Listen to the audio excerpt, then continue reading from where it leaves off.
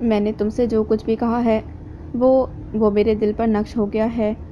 بڑی قسمت والی ہو تم، پہلی بار ملک شاہویز نے کسی لڑکی کی بات مانی ہے۔ کچھ تو خاص ہے تم میں۔ شمع کو ملک شاہویز کے کمرے میں ملاقات کرتا دیکھ کر حذیفہ کا پورا وجود جیسے کسی اندیکھی آگ میں جھلسنے لگا تھا۔ وہ غصے سے پیچو خم کھاتا ملک شاہویز کے کمرے کی جانب متوجہ ہوا اور خشمگی نگاہوں سے اسے گھورنے لگا۔ ملک شاہویز حذیفہ کے وجود سے بے بہرہ کسی سے کال پر بات کرنے میں مصروف تھا۔ وہ چند ثانیے تک اسے مشتعل نگاہوں سے گھورتا رہا اور پھر ایک جھٹکے سے دروازہ کھول کر کمرے کے اندر داخل ہوا۔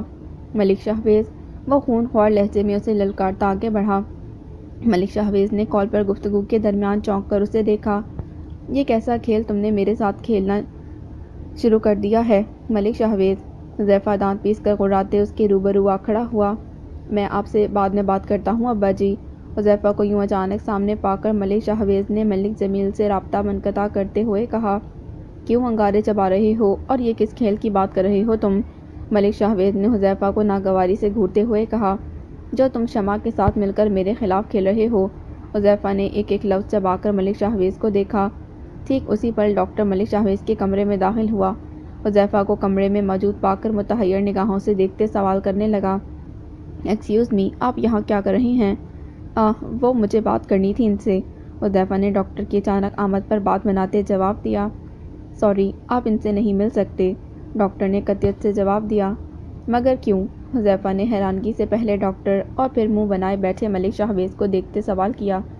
کیونکہ آپ دونوں اپنی دشمنی اور جھگڑے کے باعث یہاں ہسپتال میں موجود رہے ہیں۔ دونوں خاندانوں نے ایک دوسرے پر تھانے میں پرچہ بھی کٹا رکھا ہے اور آپ لوگوں کے ذاتی اختلافات اور جھگڑوں کے باعث ہمارا ہسپتال بری طرح بدنام ہو رہا ہے۔ اسی لیے بہتر ہے کہ آپ دونوں اپنے معاملات ہسپتال سے باہر نپٹائیں۔ ڈاکٹر کے دو ٹوک جواب نے حذیفہ کے تن بدن میں آگ لگا ڈالی۔ وہ غصے سے ملک شاہویز کو گھورتے تن فن کرتا کمرے سے باہر نکل گیا۔ اس کے قدم ہسپتال کے مرکزی گیٹ کو عبور کرتے تیزی سے پارکنگ ایریا کی جانب بڑھنے لگے۔ مائی شبیرہ کی باتیں اسے اپنا تعاقب کرتی محسوس ہوئیں۔ صاحب، بی بی جی بڑی ہوشیاری سے اس کمرے کی کھڑکی سے نکل کر بھاگ گئی تھیں۔ بی بی جی بڑی ہمت والی تھیں صاحب، ملکوں نے تو وہاں بڑے خون خوار کتے چھوڑ رکھے ہیں۔ کوئی انسان ہاتھ لگ جائے تو چیر پھاڑ میں کوئی کسر نہ چھوڑیں وہ کتے۔ مگر بی بی جی ان سب باتوں کی پرواہ کیے بغیر وہاں سے بھاگ نکلی۔ وہ گاڑی کے دروازے کو ان لاک کرتے تیزی سے قدم بڑھانے لگا۔ خدا کا شکر ہے راستے میں انہیں ملک جمیل مل گئے اور پھر وہ انہیں بحفاظت حویلی چھوڑ آئے۔ مائی شبیرہ کی صدا نے گاڑی کے قریب پہنچنے تک اس کا تعاقب کیا۔ پلیز تم کسی کو نہیں بتانا کہ میں تم سے یہاں ملنے آئی تھی۔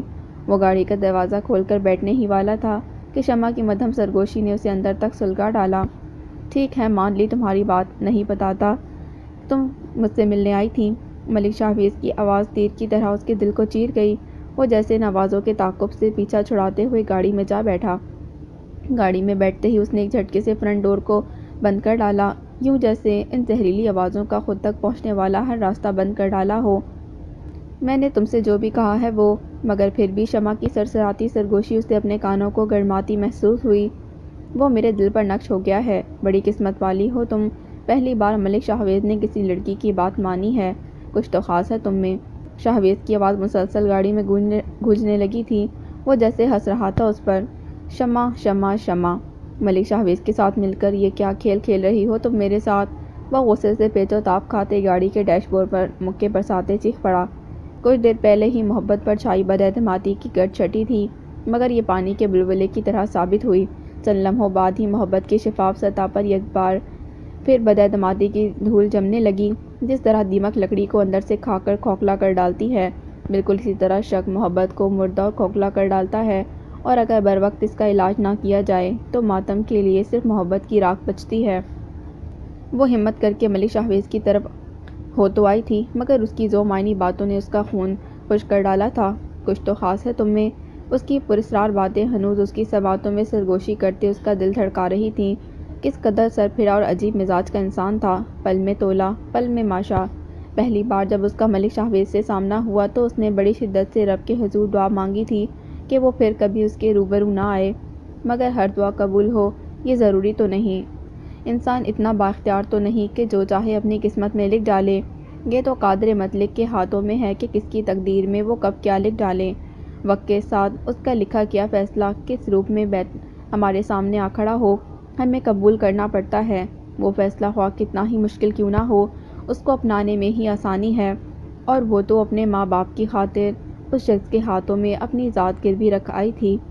شمع بیٹی، اس کا دل عجیب یاسیس کا شکار تھا۔ اس کے ہارے ہوئے قدم سست روی سے ICU کی جانب اٹھ رہے تھے، تبھی ایک جانی پہچانی پکار اسے عقب سے سنائی دی۔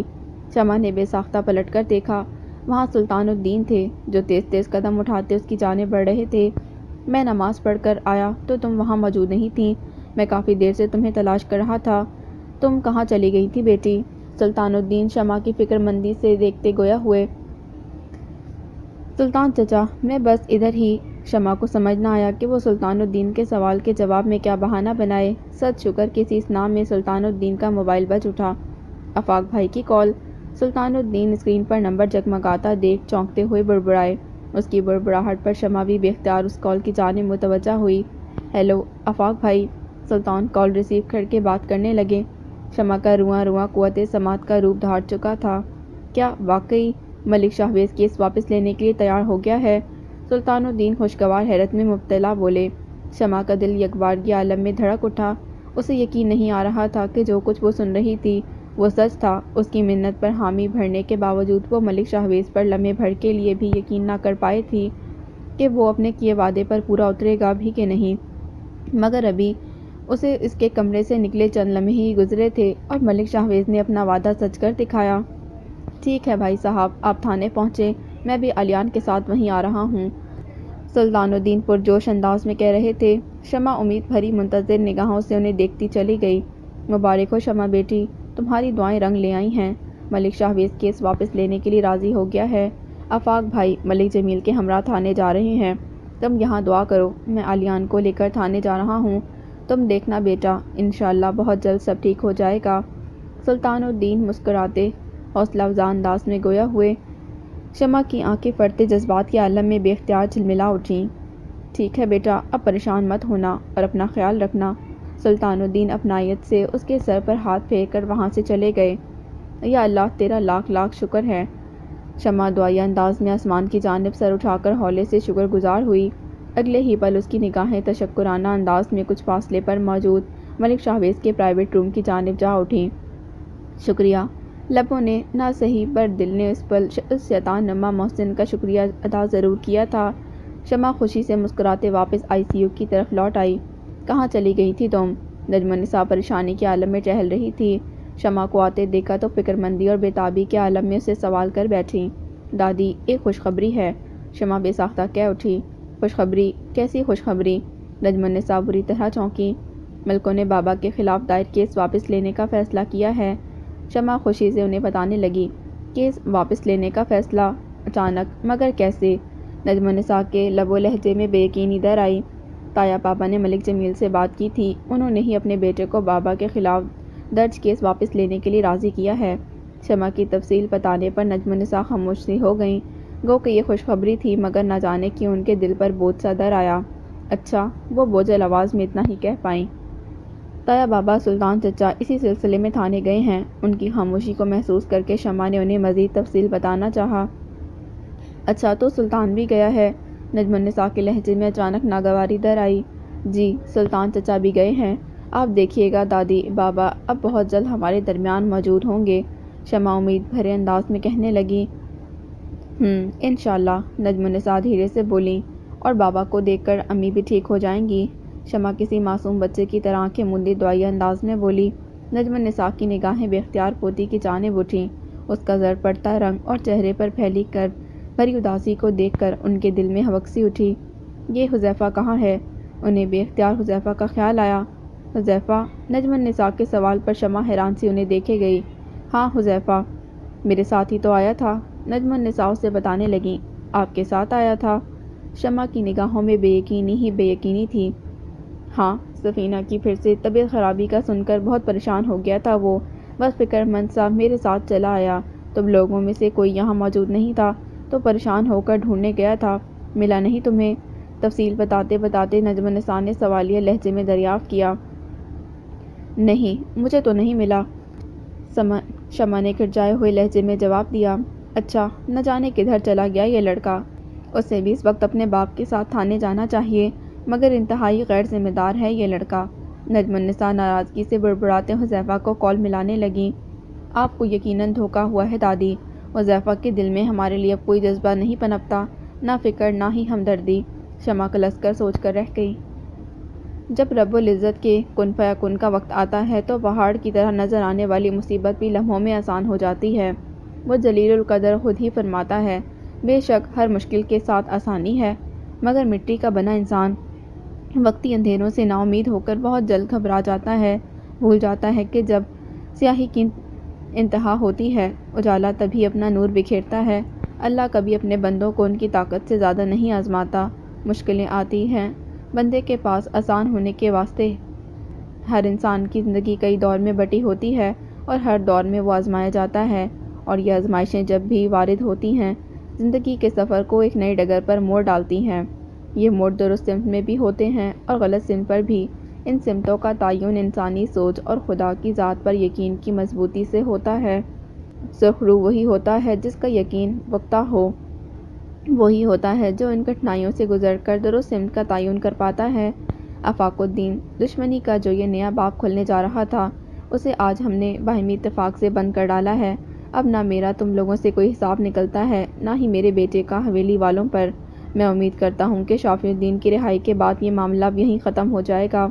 ملک جمیل نے شافی الدین کے خلاف درج FIR واپس لے کر باری باری آفاق اور سلطان الدین سے مصافحہ کرتے ہوئے پرامید لہجے میں کہا، میں بھی تمہیں یقین دلاتا ہوں ملک جمیل کے حویلی والوں کی طرف سے بھی اب تمہیں اور تمہارے خاندان کو کوئی نقصان نہیں پہنچے گا۔ آفاق الدین بھی مضبوط لہجے میں ملک جمیل کو یقین دلاتے ہوئے بولے۔ ملک جمیل آفاق الدین کی بات پر رسمی طور پر مسکراتے ہوئے وہاں سے روانہ ہو گئے۔ وہ اس وقت شافی الدین کا سامنا کرنے کے خواہش مند نہیں تھے۔ وہاں صورتحال بھی تو عجیب تھی، وہ دونوں ایک ہی وقت میں ایک دوسرے کے محسن بھی تھے اور مجرم بھی۔ سلطان رہائی کے بعد آفاق الدین سے ملنے کے بعد شافی الدین فرط جذبات کے عالم میں سلطان الدین سے لپٹ پڑے۔ کتنی دیر تک وہ دونوں ایک دوسرے سے بغل گیر رہے۔ علیان خاموشی سے کھڑا اپنے باپ کی آنکھوں سے بہتے آنسوؤں کو شافی الدین کی قمیض کے مونڈوں میں جذب ہوتے دیکھتا رہا۔ یہ ایسا جذباتی منظر تھا کہ آفاق الدین کی آنکھوں میں بھی آنسو جھلملانے لگے۔ میری بیٹی، میری شمع کیسی ہے آفاق بھائی؟ سلطان الدین سے جی بھر کر ملنے کے بعد شافی الدین فکرمند لہجے میں آفاق الدین سے مخاطب ہوئے۔ شمع ٹھیک ہے شافی، آفاق الدین نے تسلی بخش لہجے میں جواب دیا۔ اور سفینہ؟ اگلا سوال شافی الدین کے لبوں سے بے ساختگی کے عالم میں پھسلا تھا۔ وہ ٹھیک نہیں ہے شافی، آفاق الدین مرجھائے ہوئے لہجے میں آہستگی سے بولے۔ سفینہ ٹھیک نہیں ہے؟ یہ کیا کہہ رہے ہیں آپ آفاق بھائی؟ آپ نے کل ہی تو مجھے بتایا کہ اس کی حالت اب کافی بہتر ہے اور ڈاکٹر چند ایک دن میں اسے ہسپتال سے ڈسچارج کرنے کا بھی کہہ رہے ہیں۔ پھر اب ایسا کیا ہو گیا جو وہ ٹھیک نہیں ہے؟ شافی الدین حیران اور پریشان سے سوال در سوال کرتے چلے گئے۔ اسے کسی طرح پتہ چل گیا ہے کہ تم پولیس کی حراست میں ہو، یہ جان کر اس کی حالت بہت بگڑ گئی تھی۔ اس لمحے وہ پریشانی کے عالم میں تمہارا نام پکارتی رہی۔ اس کی حالت اس قدر غیر ہو چکی ہے کہ ایک بار پھر وہ ICU تک جا پہنچی ہے۔ آفاق الدین دل گرفتگی سے شافی الدین کو ساری تفصیل سناتے چلے گئے۔ یہ احساس سفینہ کے دل میں زور پکڑ چکا ہے کہ اس کی زندگی سے دور ہوتے جا رہے ہیں۔ وہ اپنے اندر زندگی جینے کی تمنا کھوتی جا رہی ہے۔ ڈاکٹر کی لاکھ کوششوں کے باوجود کوئی رسپانس نہیں، وہ جیسے زندگی کی بازی ہارنے کو تیار بیٹھی ہے۔ سلطان الدین افسردگی سے مزید تفصیل سنانے لگے۔ شافی الدین کو لگا جیسے اس کے جسم سے ساری توانائی کھینچنے لگی ہو۔ وہ عورت جسے ساری زندگی وہ دھتکارتے رہے، تذلیل کرتے رہے، وہ ان کی غیر موجودگی پر زندگی جینے کی امنگ کھونے کو تیار بیٹھی ہے، اور ساری زندگی اسے اذیت دیتے دیتے آج جب وہ اس اذیت کی انتہا پر جا پہنچی ہے تو انہیں اپنا دل رکتا ہوا محسوس ہونے لگا۔ سفینہ جیسے ان کے دل میں دھڑکن بن کر دھڑکنے لگی تھیں کہ جہاں سفینہ کی سانس رکی ان کی سانسوں کی چلتی ڈور بھی تھم جائے گی۔ صرف تم ہو جو اپنے احساس سے اس کے اندر زندگی کی جوت جگا سکتے ہو، اسے زندگی کی طرف واپس لا سکتے ہو شافی۔ آفاق الدین نے ان کے شانے پر ہاتھ رکھ کر احساس دلاتے ہوئے لہجے میں باور کروایا۔ شافی الدین کی آنکھوں میں نمی گھل گئی۔ محبت کا احساس بڑا زور آور ہے، وجود پر جس گھڑی نازل ہوتا ہے وہ لمحہ ہمیشہ کے لیے امر ہو جاتا ہے، انسان فنا ہو جاتا ہے مگر محبت امر رہتی ہے۔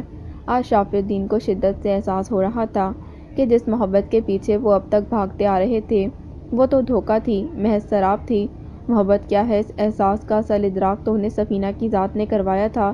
وہ ان کی محبت میں گھلتی چلی گئی اور وہ اس کی محبت کی شدت سے انجان بنے رہے، مگر آج جب وہ ان سے دور جانے کو تیار بیٹھی تھی تو اس سے دوری کا احساس انہیں کھائے چلا جا رہا تھا، انہیں افسردہ کیے جا رہا تھا۔ نہیں سفینہ، تم دور نہیں جا سکتی۔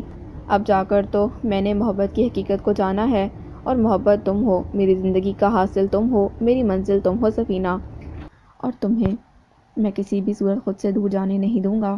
وہ راستے بھر تصور میں سفینہ سے ہم کلام رہے، کبھی اس سے کبھی خود سے عہد کرتے رہے۔ سفینہ جیسے ان کی سوچوں کا، ان کی زندگی کا محور بن چکی تھی۔ سفینہ شافی الدین کی زندگی بن چکی تھی۔ بابا، وہ ہسپتال پہنچے تو انہیں روبرو پا کر شمع روتے بے اختیار ان کے سینے سے جا لگی۔ میری بیٹی، میری گڑیا، وہ فرتے جذبات کے عالم میں شمع کی پیشانی پر بوسہ دیتے ہوئے بولے۔ آفاق اور سلطان الدین یہ جذباتی منظر دیکھ کر اپنے آنسو پر بند باندھ نہ سکے۔ بابا، امی کو بچا لیں، انہیں اس وقت آپ کی ضرورت ہے بابا، آپ کے علاوہ انہیں اور کوئی نہیں بچا سکتا۔ شمع ان کے سینے سے لگی بھیگے لہجے میں فریاد کر رہی تھی۔ انہیں بتائیں بابا کہ ان کا وجود ہمارے لیے بہت اہم ہے، ان کے بغیر ہماری زندگیاں حتیٰ کہ دنیا بھی نامکمل ہے۔ روتے ہوئے شمع کہتی جا رہی تھی۔ اس کا کہا گیا ایک ایک لفظ شافی الدین کو پچھتاوے کی آگ میں دھکیلتا چلا جا رہا تھا۔ علیان نے اس سمے شافی الدین کا چہرہ بغور دیکھا تھا۔ تصویر میں سامنے کھڑا شخص اسے مغرور اور خود پسند محسوس ہوا تھا، مگر اس پل وہی شخص اسے قسمت سے، محبت سے ہارا ہوا بے بس سا انسان محسوس ہوا تھا۔ زندگی کے بعض موڑ اس قدر طاقتور ہوتے ہیں کہ صرف انسان کی زندگی ہی نہیں، اس کی فطرت بھی بدل ڈالتے ہیں۔ انہیں بتائیں بابا کہ ہمارا آشیانہ نہیں بکھرا، آپ ہمارے ساتھ ہیں، اور آپ کبھی بھی کسی کو ہمیں تکلیف پہنچانے کی اجازت نہیں دیں گے۔ شمع نے چہرہ اٹھا کر آنسوؤں بھری نگاہوں سے باپ کو دیکھا۔ شافی الدین کا کلیجہ منہ کو آ گیا۔ یہ ان کی ہی بے نیازی اور سنگ دلی تھی کہ آج ان کی بیوی اور بیٹے اس حال کو جا پہنچی تھیں۔ سفینہ کو کچھ نہیں ہوگا، میں تمہیں یقین دلاتا ہوں کہ سفینہ کو کچھ نہیں ہوگا، میں اسے کچھ نہیں ہونے دوں گا، موت کے منہ سے بھی واپس کھینچ لاؤں گا۔ وہ تڑپ کر بول اٹھے۔ قریب کھڑی نجم النساء نے اس پل چونک کر بیٹے کے چہرے کو ٹٹولا تھا۔ وہاں سفینہ کی محبت نور کی طرح عیاں تھی۔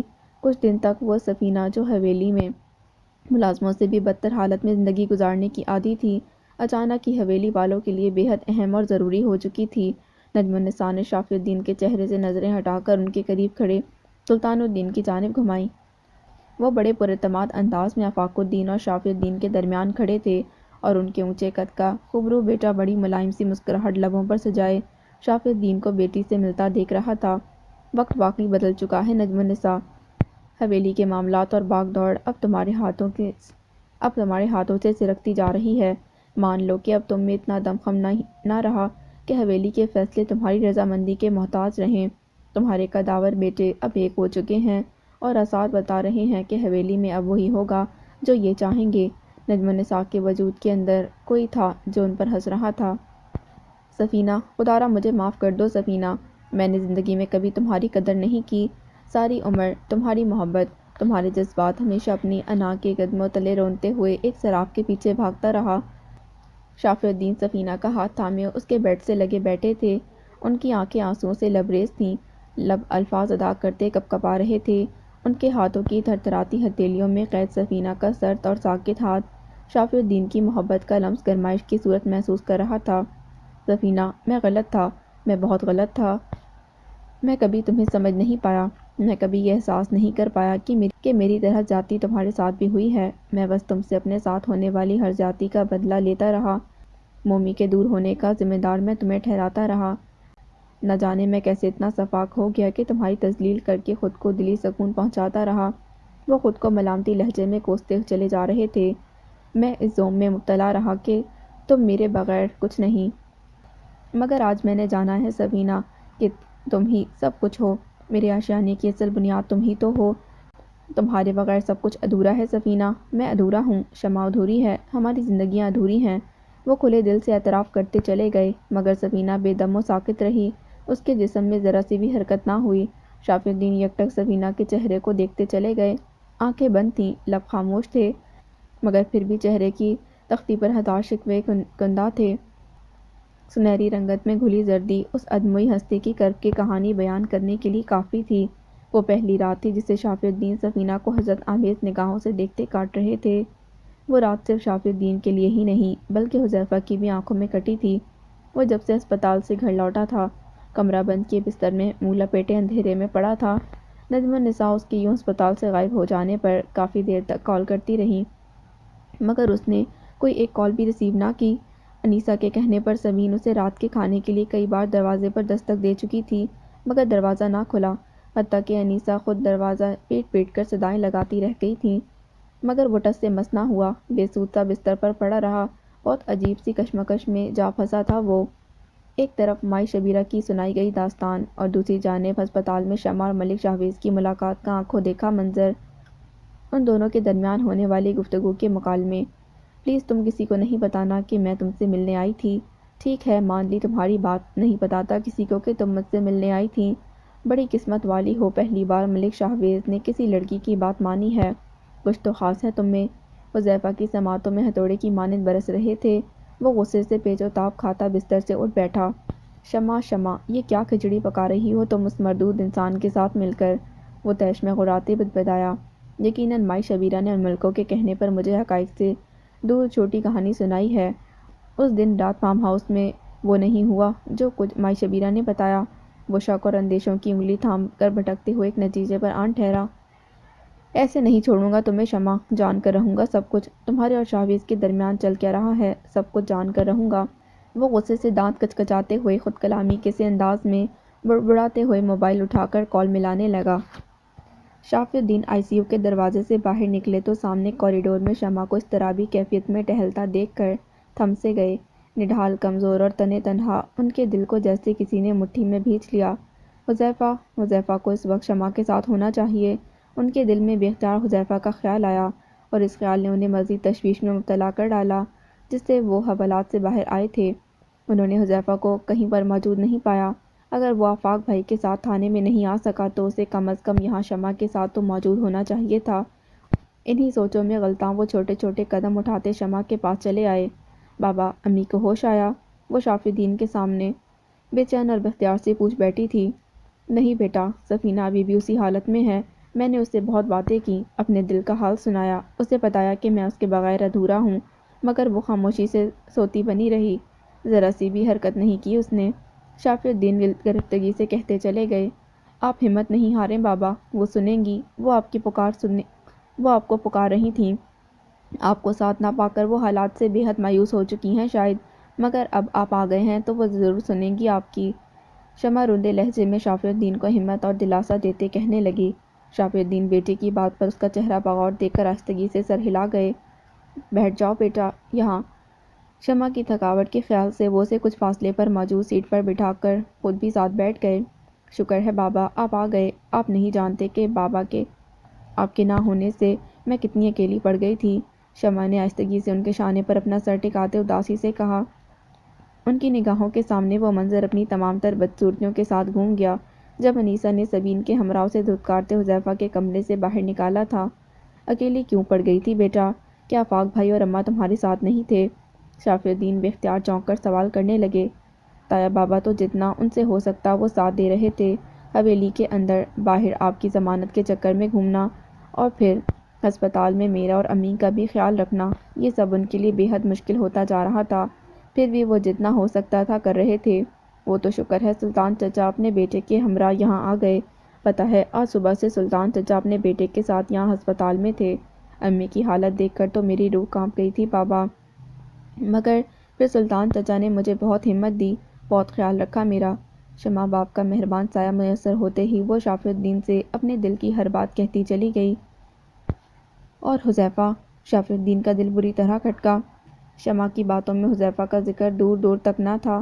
سلطان ایک طویل عرصے بعد اپنے بیٹے کے ہمراہ فیض پور لوٹا تھا اور اس کا بیٹا تو یہاں کسی کو پہچانتا بھی نہ تھا، پھر بھی وہ ہر جگہ اپنے باپ کے ساتھ ان سب کی مدد کے لیے موجود تھا۔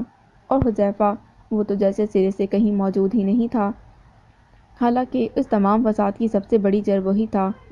یہ حذیفہ کی ملک شاہویز سے دشمنی تھی جس کا خمیازہ ان کی فیملی بری طرح بھگت رہی تھی، اور وہ ان تمام مسئلوں کا ذمہ دار ہونے کے باوجود نہ جانے کہاں بزدلوں کی طرح چھپا بیٹھا تھا۔ حذیفہ کہاں ہے شمع بیٹا؟ ہسپتال سے ڈسچارج ہونے کے بعد اس کی طبیعت تو ٹھیک ہے نا؟ وہ فکر مندی سے شمع کے چہرے کا پھیکا پڑتا رنگ دیکھ کر سوال دہراتے استفسار کرنے لگے۔ جی بابا، حذیفہ ٹھیک ہے؟ شمع بامشکل جواب دے پائی۔ حذیفہ نے جو سلوک اس کے ساتھ روا رکھا تھا، اس کے بارے میں فی الوقت شافی الدین کو بتا کر انہیں مزید پریشان نہیں کرنا چاہتی تھی، لیکن ٹھیک اسی پل اس کے موبائل پر کالر ٹیون کی بیل نے ان دونوں باپ بیٹی کو بری طرح چونکا ڈالا۔ شمع نے پرس سے موبائل نکال کر چیک کیا۔ اسکرین پر جگمگاتا نام لمحے بھر کے لیے شمع کو بھی چونکا گیا۔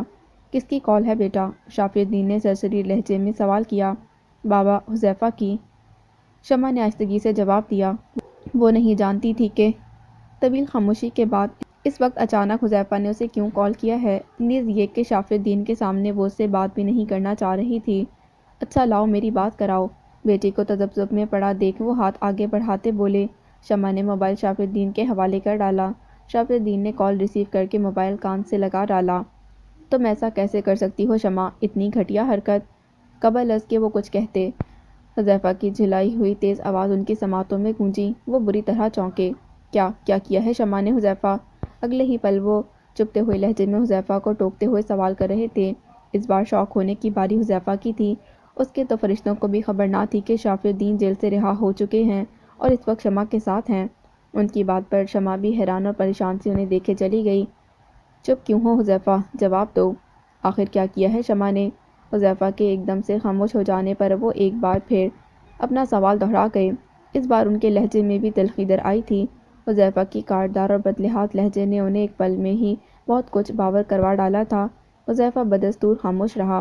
شافی الدین اس سے پہلے کہ مزید کچھ کہتے، کال حذیفہ کی جانب سے منقطع کر دی گئی۔ شافی الدین بھتیجے کی اس بدتمیزی پر لب نیچے غصہ ضبط کرتے موبائل شمع کے حوالے کر گئے۔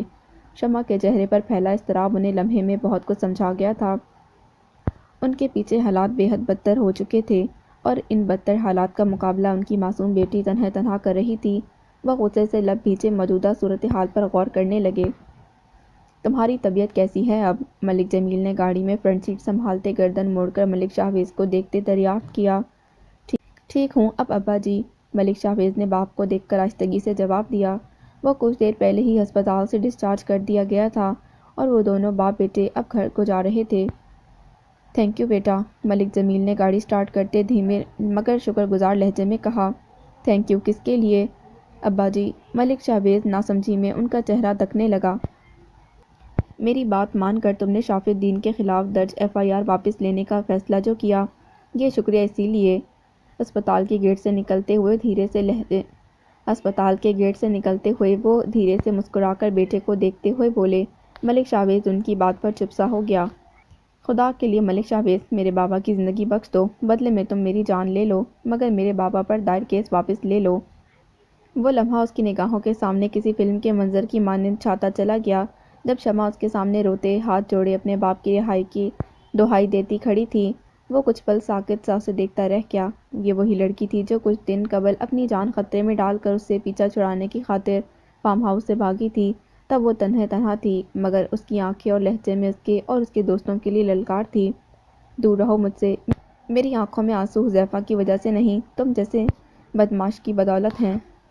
تم لوگوں کی بے غیرتی، بے حیائی اس قدر بڑھ چکی ہے کہ فیض پور میں کسی کی بھی عزت محفوظ نہیں، اور رونا مجھے اس بات پر آ رہا ہے کہ تم جیسے شیطانوں کو یہاں روکنے والا بھی کوئی نہیں۔ ملک شاہویز کی نگاہوں پر چھائے منظر نے اپنی ہیبت اچانک بدل ڈالی۔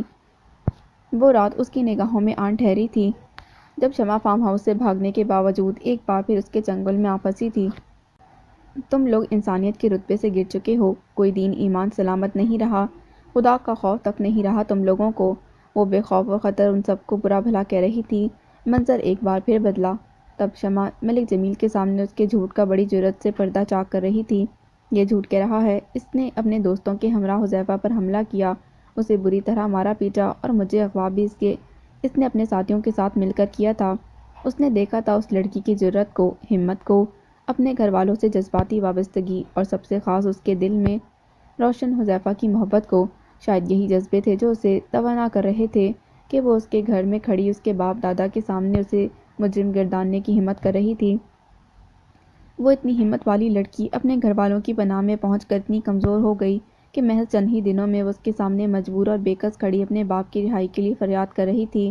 ملک شاہویز خاموش سا شمع کے بارے میں سوچے چلا گیا۔ تم نہیں جانتے بیٹا کہ تم نے یہ فیصلہ کر کے مجھ پہ کتنا بڑا احسان کیا ہے۔ تمہارے شافع کی بیٹی کو اغوا کرنے کے جرم نے مجھے حویلی والوں کی نظروں میں بونا کر دیا تھا، مگر تمہارے کیس واپس لینے کے فیصلے نے مجھے ان حویلی والوں کے سامنے سرخرو کر ڈالا۔ ملک جمیل اپنے روم میں کہتے چلے جا رہے تھے۔ کہتے کہتے ان کی نگاہ ملک شہباز کے چہرے پر جا ٹھہری۔ یہ تم کس سوچ میں غلطاں ہو؟ کہیں اپنے فیصلے پر پچھتاتے ہوئے کچھ اور تو نہیں سوچ رہے؟ وہ بری طرح ٹھٹک کر سوالیہ نگاہوں سے بیٹے کو دیکھنے لگے۔ سوچ تو رہا ہوں ابا جی، مگر پچھتاتے ہوئے نہیں، ملک شہباز نے آہستگی سے مسکراتے ہوئے کہا۔ اچھا، کیا سوچ رہے ہو؟ ملک جمیل بے ساختہ پوچھ بیٹھے۔ کسی کی بات دل پر لگی ہے ٹھاک کر کے، وقت آنے پر بتاؤں گا ابا جی، وہ ہولے سے مسکراتے ہوئے بولا۔ ملک جمیل اسے بغور دیکھتے گیا اور آہستگی سے سر ہلا گیا۔ وہ فی الحال اس بات پر مطمئن تھے کہ ان کے بیٹے نے ان کی بات مان اور رکھتے ہوئے شافع الدین کے خلاف دائر کیس واپس لے کر کم از کم انہیں سفینہ کی نظروں میں مجرم بننے سے بچا لیا۔ ان کی سوچوں کا رخ ایک بار پھر تبدیل ہو کر سفینہ کے وجود پر جا ٹھہرا۔ ارے غضنفر، کہاں جا رہا ہے تو؟ یاد ہے نا تجھے آج مونا والا معاملہ بھی نپٹانا ہے؟ غضنفر گھر سے بائک نکال رہا تھا کہ میمونہ بلند آواز میں اسے پکارتی گھر سے باہر چلی گئی۔ تجھے پتا تو ہے اماں، ان معاملوں کو میں زیادہ دن لٹکائے رکھنے کا قائل نہیں۔ ابھی کام سے جا رہا ہوں، اس کے بعد دیکھوں گا اس چچندر کے معاملے کو۔ غضنفر معنی خیزی سے مسکراتے ہوئے بولا۔ شاباش، یہ ہوئی نا بات میرے شہزادے، میمونہ نے جواباً خوش ہوتے داد دینے کے انداز میں اس کی پشت پر دھپ لگائی۔ مونا نے بتایا تھا، موٹی اسامی ہے، اب تک ہزاروں روپے اس پر لٹا چکا ہے، سونے کی انگوٹھی بھی دے رکھی ہے، مگر اب بس دلوں میں زیادہ تیل نہیں رہا، شادی کرنے کے لیے بڑا بےتاب ہو رہا ہے۔ مونا نے بڑی مشکل سے تمہارا ڈراوا دے کر ٹال رکھا ہے، آج تو بس اس قصے کو تمام کر ہی ڈالنا میرے شہزادے۔ میمونہ ہزار بار کی تفصیل ایک بار پھر سنانا شروع ہو گئی۔ او اماں، لاکھ بار کی رٹی ہوئی کہانی دوبارہ سنانے نہ کھڑی ہو جا، چل اب جانے بھی دے، وہ چڑھ کر بیزاری سے بولا۔ میمونہ کا منہ بن گیا۔ اچھا، منہ نہ بنا، تو جانتی تو ہے بڑے اہم کام کرنے ہیں آج تیرے شہزادے نے۔ ماں کو خفا دیکھ کر وہ منانے والے انداز میں مسکرایا اور سر پر ہیلمٹ پہننے لگا۔ ماں صدقے واری، چل خیر سے جا خیر سے آ، میمونہ اس کی بلائیں اتارتے ہوئے بولی۔ اللہ حافظ۔ غضنفر بائک سٹارٹ کر کے ہاتھ ہلاتے لمحوں میں نظروں سے اوجھل ہو گیا۔ گلی کا موڑ مڑتے وہ مین روڈ پر نکل آیا۔ اس کی ہونڈا 70 برق رفتاری سے مین روڈ پر رواں دواں تھی۔ تیز رفتاری کے عالم میں آتی مزدا کو ٹام کروز کی مانند اوورٹیک کرتے وہ بائیں جانب کو جاتی سڑک پر مڑ گیا۔ کئی گلیوں سے گزر کر بالآخر وہ علاقے کے مشہور چائے خانے پر جا پہنچا۔ وہ دیکھو، ہمارا ہیرو آ گیا۔ چائے خانے پر بیٹھے آوارہ لڑکوں کے دو ٹولوں میں سے ایک ٹولے نے کسی منچلے نے آواز لگائی۔ باقی تمام لڑکوں کی نظریں بھی غضنفر پر جا ٹھہریں۔ غضنفر ایک شان بے نیازی کے عالم میں بائک سے اتر کر اپنی ہیلمٹ اتارتے ہوئے ان سب کی جانب بڑھنے لگا۔ واہ بھئی، اس سرخ جیکٹ میں تو آج واقعی ہیرو لگ رہا ہے ہمارا بھائی، ان میں سے ایک لڑکے نے غضنفر کو بغور دیکھتے بے ساختہ سراہا۔ باقی لڑکے بھی اس کی ہاں میں ہاں ملانے لگے۔ کیا چل رہا ہے پیارے؟ غضنفر اپنے مخصوص انداز میں ان سب کی پشت پر دھموکے جڑتے درمیان میں آ بیٹھا۔ چائے خانے کے ملازم کو چائے کا اشارہ کر کے وہ ان سب کو باری باری دیکھتے دریافت کرنے لگا۔ پتے کھیلنے کا سوچ رہے تھے؟ اچھا ہوا تو بھی آ گیا، چل آجا ساتھ بیٹھ کر کھیلتے ہیں۔ ان میں سے ایک سارا پلان سنا کر جیب سے پتے نکال کر بانٹنے ہوئے بولا۔ اچھا تو پھر چل پھینٹ پتے، غضنفر ہاتھ ملتے ذرا آگے ہو کر بولا۔ اسی دوران اس کا موبائل بج اٹھا۔ غضنفر نے موبائل جینس کی پینٹ سے نکال کر دیکھا۔ اسکرین پر جگمگاتے نمبر کو دیکھ کر وہ یکدم چونکا۔ میں آتا ہوں ذرا، موبائل کی طرف اشارہ کرتے ہوئے وہ اپنے دوستوں یاروں سے ہٹ کر کچھ فاصلے پر آن کھڑا ہوا۔ ہیلو، اس نے کال ریسیو کر کے دھیرے سے کہا۔ ہاں ہاں، سارا معاملہ سیٹ ہے، بس تم ریڈی رہنا، میں جیسے تمہیں میسج کروں وہاں پہنچ جانا، وہ دھیمے لہجے میں یاد دہانی کراتے ہوئے کہہ رہا تھا۔ ہاں ہاں، یاد ہے اپنی کمٹمنٹ۔ غضنفر پہلے کبھی اپنی بات سے پھرا ہے کیا؟ اس بار وہ خفگی جتاتے ہوئے گویا ہوا۔ اوہو چھوڑو نا یار وہ پرانی باتیں، رات گئی بات گئی، کل کو چھوڑ اور آج کو دیکھ، آج جو وعدہ تجھ سے غضنفر نے کیا ہے وہ ہر حال میں نبھائے گا، وہ ایک بار پھر خوش آمدی انداز میں مخاطب کو یقین دلاتے کہنے لگا۔ چل ٹھیک ہے، اب فون رکھ، اور ہاں وقت پر تیار رہنا، غضنفر نے تاکید کرتے کال منقطع کر ڈالی اور پھر وہ پرسوچ انداز میں کال ملانے لگا۔ وقار خوب اچھے سے ڈریس اپ ہوئے اس شاندار سے ہوٹل میں بیٹھا تھا۔ اس کی بے چین نگاہیں بار بار کلائی میں بندھی گھڑی پر تو کبھی ہوٹل کے انٹرنس پر جا ٹکتیں۔ اوہو مونا، اتنا ٹائم ہو گیا، آخر کب آؤ گی تم؟ وقار ایک نظر انٹرنس پر ڈال کر بے چینی سے پہلو بدلتے بڑبڑایا۔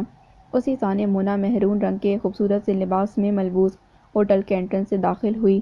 وقار اسے اندر داخل ہوتا دیکھ بے ساختہ اپنی جگہ سے اٹھ کھڑا ہوا۔ اچانک مونا کے موبائل پر کال ٹیون کی آمد ہوئی۔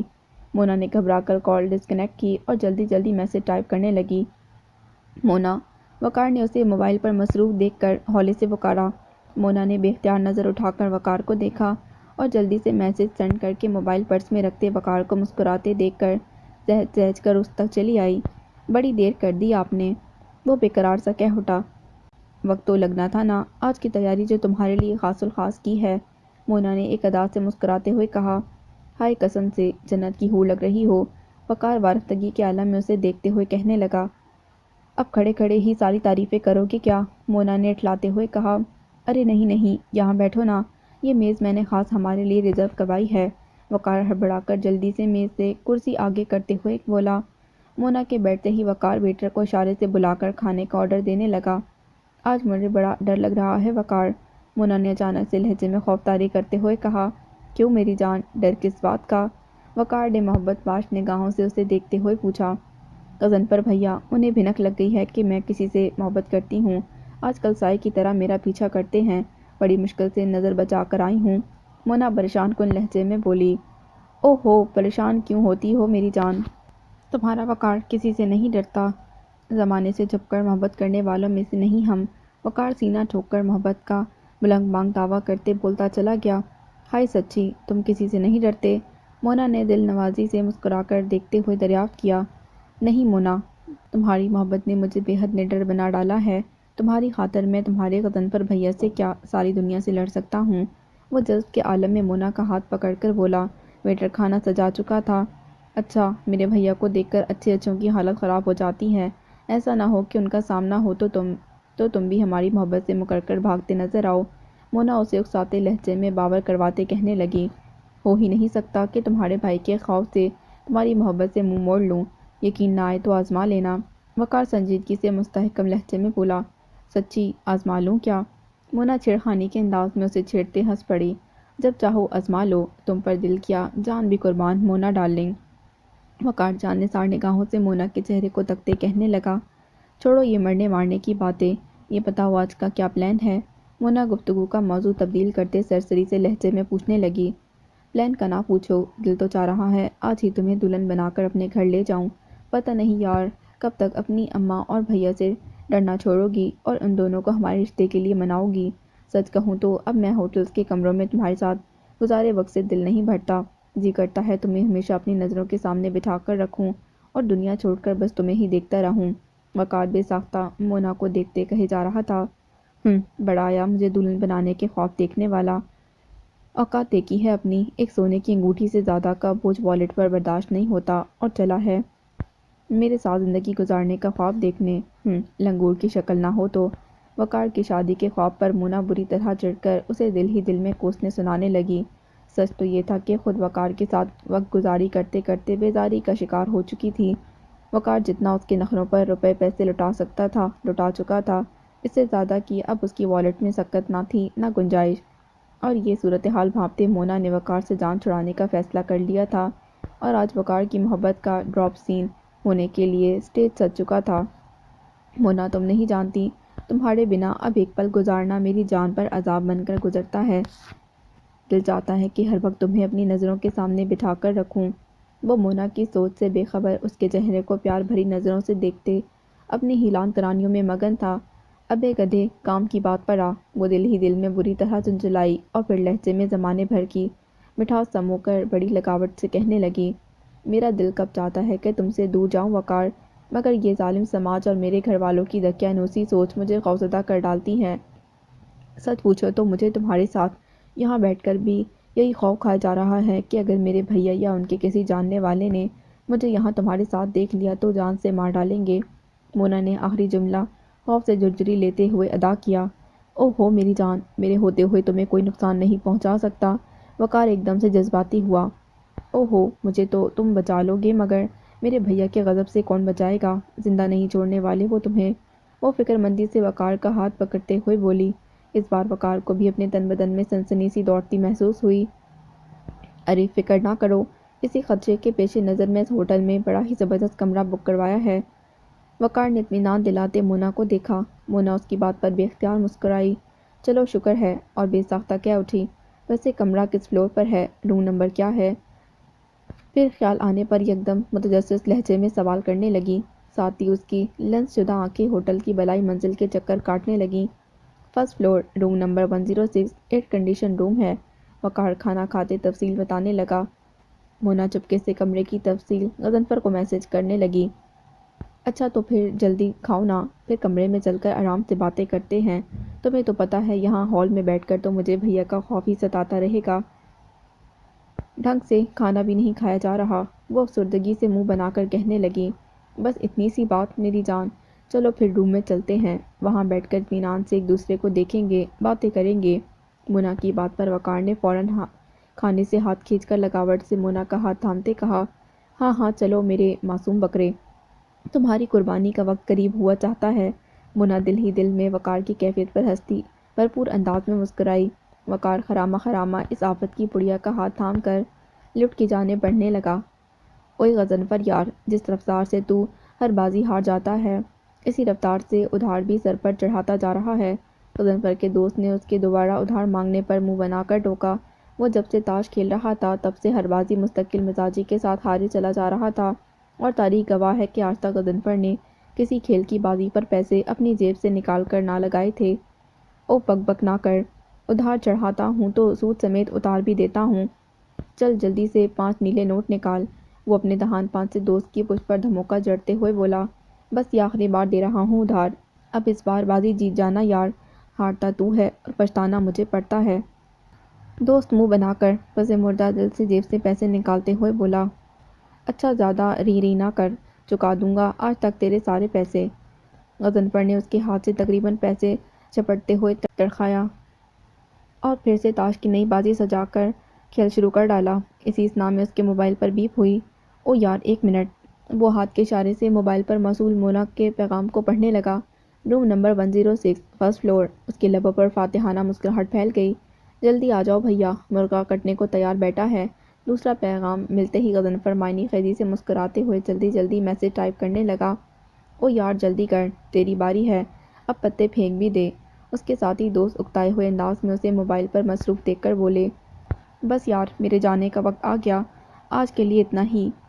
وہ تاش کے پتے پھینک کر اپنی جگہ سے اٹھتے ہوئے بولا، او یار غضنفر، کھیل نہیں رہا تو میرے پیسے تو لوٹا یار۔ وہ دہان پان سا دوست تیزی سے اس کی جانب لپکا۔ او یار کہہ دیا نا، رات میں لے لینا مجھ سے۔ غضنفر جان چھڑانے والے انداز میں ہاتھ جھاڑتے آگے بڑھا، مگر اگلے ہی پل اس کی تیزی سے آگے بڑھتے قدموں کو بریک لگے۔ غضنفر کے عین سامنے ایک جیپ آ رکی تھی۔ جیپ کی فرنٹ سیٹ پر بیٹھے بھاری جسامت کے مالک شخص پر جیسے ہی غضنفر کی نگاہ ٹھہری، اس کے تن بدن میں خوف کی لہر دوڑ گئی۔ اسلم بھائی، اس کے لب ہولے سے پھڑپڑائے۔ سامنے بیٹھا وہ سانڈ نما شخص اپنی مونچھوں کو تاؤ دیتا اسے خون خوار نظروں سے گھور رہا تھا۔ چل غضنفر بھاگ یہاں سے، وہ خود کو حوصلہ دیتے اپنی بائک کی جانب اندھا دھند بھاگا تھا۔ اوئے گاڑی بھگاؤ اس لگڑ بھگے کے پیچھے۔ اسے راہ فرار کی جانب بڑھتا دیکھ اسلم بھائی بھی زور سے دھاڑا تھا، اور اس دھاڑ کے ساتھ ہی جیپ ایک جھٹکے سے سٹارٹ ہوئی تھی، غضنفر کی بائک کا تعاقب کرنے لگی۔ غضنفر تیز رفتاری کے عالم میں بائک دوڑاتے محلے کی گلیوں کی جانب بڑھنے لگا۔ وہ گلیاں اتنی تنگ تھیں کہ اس میں موٹر سائیکل تو جا سکتی تھی، مگر کسی گاڑی کے گھسنے کی گنجائش نہ نکلتی تھی۔ جیپ تو دور کی بات، مگر سونے پر سہاگا کہ ان گلیوں کا آخری سرا مین روڈ کی طرف جا نکلتا تھا، اسی لیے غضنفر کی پوری کوشش تھی کہ وہ جلد از جلد گلیوں میں جا گھسے۔ اوئے تیز بھگا جیپ، اگر یہ کمینہ گلی میں گھس گیا نا تو ایک بار پھر ہاتھ سے نکل جائے گا، سالہ بڑی مشکل سے ہاتھ آیا ہے، اس بار مچھلی کی طرح ہاتھ سے پھسلا تو تم ساروں کی گردنیں مروڑ دوں گا۔ اسلم بھائی کی دھاڑ چنگاڑ سے گھبرا کر جیپ کے ڈرائیور نے رفتار مزید بڑھا ڈالی۔ اچانک ایک گلی سے بھینسوں کا قافلہ برآمد ہوا اور غضنفر کی بائک کے سامنے سے گزرنے لگا۔ غضنفر نے گھبرا کر بائک کا رخ موڑنا شروع کیا، مگر اسی اثنا میں پیچھے سے آتی جیپ نے ایک زوردار ٹکر ماری۔ غضنفر ایک جھٹکے سے کسی فٹ بال کی مانند اچھلتا بھینسوں کے قافلے کے سامنے جا گرا۔ اس نے بے بسی سے دور سلپ ہوتی اپنی بائک کو دیکھا، اور پھر سامنے بدمست بھینسوں کے قافلے کو لمحہ لمحہ خود سے قریب ہوتا دیکھ کر اس کی نگاہیں بے اختیار راہ فرار کو ڈھونڈنے کی غرض سے ادھر ادھر بھٹکیں، مگر جیپ سے اتر کر کسی بدمست سانڈ کی مانند اسلم بھائی کو نزدیک آتا دیکھ غضنفر کو اپنی موت پر یقین ہو اٹھا تھا۔ سالہ ایک طرف کنواں دوسری طرف کھائی، وہ دل ہی دل میں سر پیٹ کر رہ گیا۔ یہ اسلم بھائی اور اس کے غنڈوں کے خوف کا اثر تھا کہ بھینسوں کے قافلے نے بھی اپنا راستہ بدل دیا۔ وہ دم دبا کر سائڈ سے نکل گئیں۔ بکرے کی ماں آخر کب تک خیر منائے گی؟ آ گیا نا تو میری گرفت میں چوہے کی طرح؟ اسلم بھائی نے اس کے قریب آ کر جناتی قہقہ لگاتے اسے گردن سے پکڑ کر دبوچ ڈالا۔ اسلم بھائی مجھے معاف کر دو میرے بھائی۔ غضنفر اپنی گردن بامشکل چھڑاتے بے اختیار اسلم کے قدموں میں گر پڑا تھا۔